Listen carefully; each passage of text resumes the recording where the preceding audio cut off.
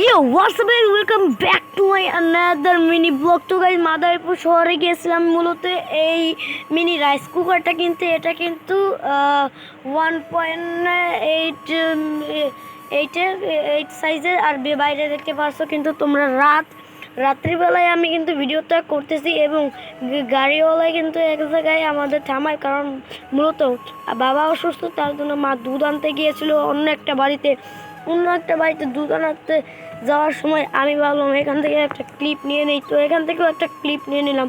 তো এখন আমরা চলে যাব বাড়িতে চলে গেলাম। এখন তোমাদেরকে কিন্তু আমরা এই যে এই রিভিউটা দেখাবো এটা কীরকম। তো গাইস এই যে এখানে দেখতে পাচ্ছ কিন্তু এটা প্রথম একটা হটপট এর মতন।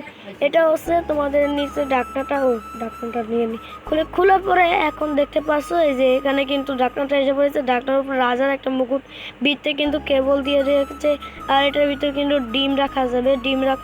আর এটা হচ্ছে কিন্তু 1 নম্বরটা, আর এটা হচ্ছে তার মেনু দেখবো, মেনুর কোনো কাজ নাই। তো আসল মেন জিনিসটা হচ্ছে এইটা।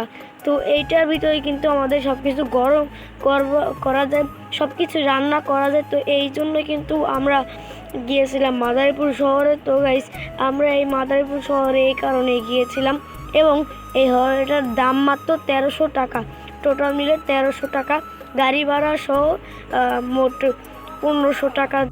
তো গাইস মিনি ব্লগটা তোমাদের কাছে কেমন লাগলো অবশ্যই কমেন্টে করে জানাবা, এবং সাবস্ক্রাইব লাইক করতে কিন্তু অবশ্যই ভুলবা না। তোমরা সাবস্ক্রাইব লাইক করবা কিন্তু, ঠিক আছে?